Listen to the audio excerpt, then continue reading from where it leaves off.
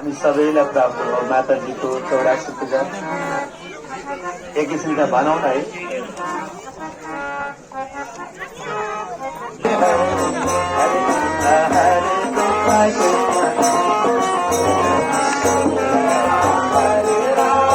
राम राम हरे हरे हरे कृष्ण हरे कृष्ण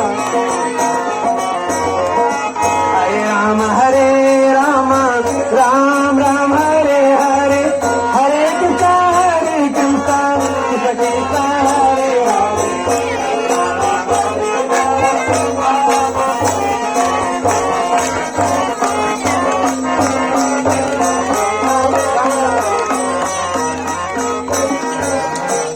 हिजो बेलुकाबाट शुभारम्भ भएको अखण्ड भगवान नाम संकीर्तन, बिहान यज्ञेश्वरमा हवन भयो, अखिल त्रिवेणी श्राद्ध विश्व त्रिवेणी श्राद्ध भयो, नारायण सत्र समारोह, एका नारायण भाग्य 84 जना वर्ण गरेर नारायण नाम संकीर्तन गर्ने सौभाग्य हामी सबैलाई प्राप्त भयो।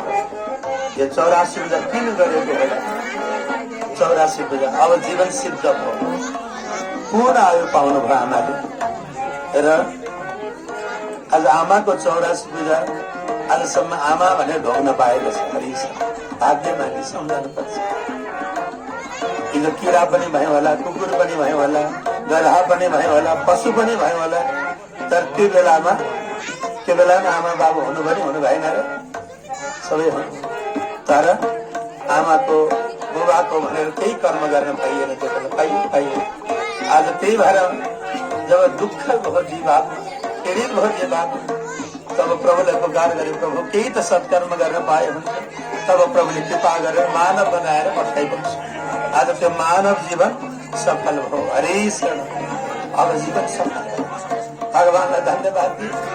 प्रभु आज मानव भएर जन्मेर आए पछाडि मानवले गर्नुपर्ने सारा कर्महरू पूर्ण गरेर अन्तिममा गएर आफ्नो जीवनभरिका जति साधना, आमाले जति कति दुःख गर्नुभयो होला, कति कष्ट गर्नुभयो होला, कति सुख पनि भयो होला, कति के भयो होला, यी सारा कुरा अब आजबाट प्रभुको पाउमा समर्पण गरे। जे गर्न हजुरले पठाएको त्यो सारा कर्म हजुरको पाउमा, हे नारायण, नारायणको पाउमा मैले समर्पण गर्ने। अनि तपाईँहरू पुत्र भएर, छोराहरू भएर, छोरीहरू भएर, परिवारहरू भएर यति गर्न सक्यो भने यो ठुलो कुरा हो। किनभने आमा भनेकी भक्ति हुन्, भक्ति देवी। आमा भनेको अरू होइन, अरू परको नभन्दा। पिता भनेको धर्म, आमा भनेकी भक्ति। धर्म र भक्तिको आश्रय बिना जीवन अधुरो छ। त्यसैले आमा भक्ति जुन हुन्, ती भक्तिले के गरिदिन्छ भने भक्ति सूत्रो परब्धः, भक्ति गोविन्द स्वरूप कर्ती भागवतमा भनेको छ। भक्तलाई गोविन्दको चरणमा लगेर जोडिदिने पहिलो तत्व भनेको आमा हो। कसरी हो त्यो आमा भनेदेखि पहिलोचोटि आमाको गर्भमा बस्दाखेरि आमाको हृदयमा पहिलोचोटि भगवान नारायणको त्यो जङ्गल आकार स्वरूपको दर्शन पाए पहिलोचोटि। त्यसैले आमाको गर्भमा बस्दा जसको दर्शन पाएको, जसको कृपाले त्यो गर्भमा रहँदा पनि प्रभुको दर्शन पाएको, आज त्यो प्रभुलाई धन्यवाद दिएको। हरि शरण, हरि शरण, नारायण हे वासुदेव। आज हजुरले देखाएको बाटो, हजुरसँग गरेको कवल, गर्भमा कवल गरेका थियो, आमाको गर्भमा हामी सबैले कवल गरेका छौँ। प्रभु कति कुकर्म गरे होला, कति पतित कर्म गरे होला, कति गर्न हुने गरे, कति गर्न नहुने गरे, कति सारा कर्महरू तिम्रो नामले शान्त हुनेछ। तिम्रो नामको आश्रय बिना त्यो कर्मको पोको, पापको पोको डढ्नेवाला छ। त्यसैले यसको लागि म के गरौँ भनेर आर्त भएर पुकार गर्दा त्यो बेला भगवानले भन्नुभयो, तिमी यो जगतमा गएर एकचोटि भए पनि प्रेमसँग मेरो भजन गर। आज त्यो भनेको कुरा हजुरहरूले सिद्ध गरिदिनु भयो। हरि शरण। त्यसैले भक्ति भनेको परम कुरा है। जहाँ भक्ति हुन्छ त्यहाँ भगवान भेटिन्छ, भक्ति बिना भगवान भेटिँदैन। किन त भने भक्ति भनेको आमा, आमा बिना भगवानको दर्शन हुँदैन। त्यसैले आमा नै पहिलो भगवान। तपाईँहरूले पहिलो भगवानको पूजा गरेको आए, अरूको पूजा खाइँदैन। कतिले खोज्छन्, कतिले चाहना गर्छन्, तर पनि यो पूजा गर्न पाउँदैन। भाग्यमानीहरूले मात्र यो आमा र बाबालाई अगाडि राखेर पूजा गर्नु। त्यस्तो भाग्यमानीमा तपाईँहरू छोरा, 3 भाइ छोरा हुनुहुन्छ।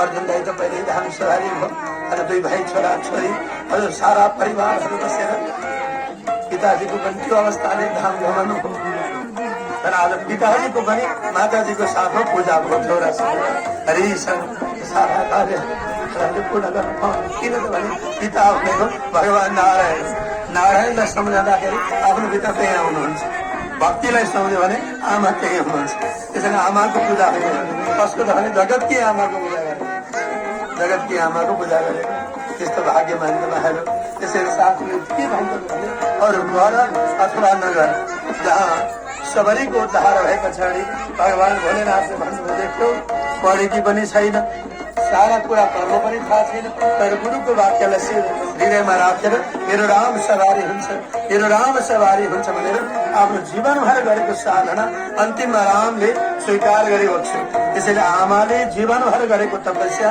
आज तपाईँहरू माध्यम भएर प्रभुलाई समर्पण गरेको हो हरिशरण अब कर्म गर्नु पर्दैन अब आमाले गर्ने एउटै कुरा छ त्यो के हो त भने त्यो नारायण उनी भगवानको नाम जति लिनुभयो त्यो अमृत हो यहाँसम्म गर्नुभयो सारा दुःख गर्नुभयो कष्ट गर्नुभयो सारा सङ्घर्षहरू गर्नुभयो अब तपाईँहरूले अन्तिममा ल्याएर अमृत पिलाएर अब भन्नुभयो आमा अब हजुर अमृत पिउनुहोस् अब हामी गर्नेछौँ हरिशरण त्यो मान्छेलाई त्यो ठाउँमा राख्ने त्यसरी त्यस्तो सन्तानहरू तपाईँहरू भाग्यमानी हरिशरण त्यस्ता भाग्यमानी सन्तानहरू तपाईँहरूले गरेको यज्ञमा हामी पनि सहभागी हुनु पायौँ त्यसैले त शास्त्रले भनेको